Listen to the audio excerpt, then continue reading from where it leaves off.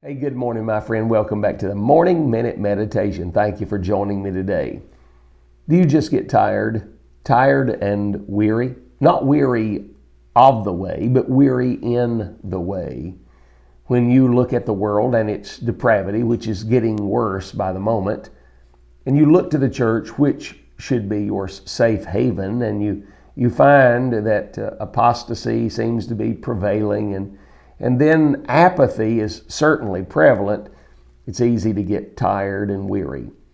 The Apostle Paul warned of this. He said to the Galatian church in Galatians 6, and be not weary in well-doing.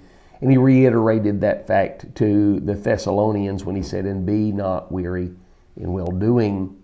Most of you know the story of the midnight ride of Paul Revere, but very few of you know the name Israel Bissell.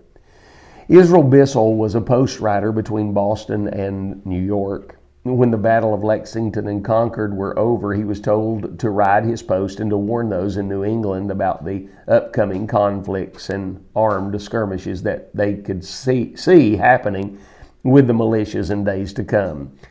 He jumped his horse and he began to ride from New Haven, Connecticut, and by the time he made Worcester, Massachusetts, which was a full day's ride, it was made in 2 hours.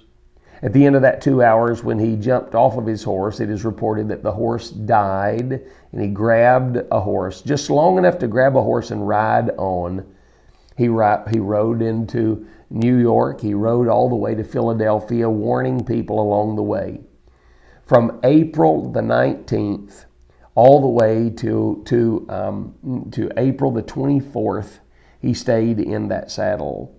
He was in the saddle for 126 hours and traveled over 345 miles to give this story of the British coming to the people in New England so that they would be ready.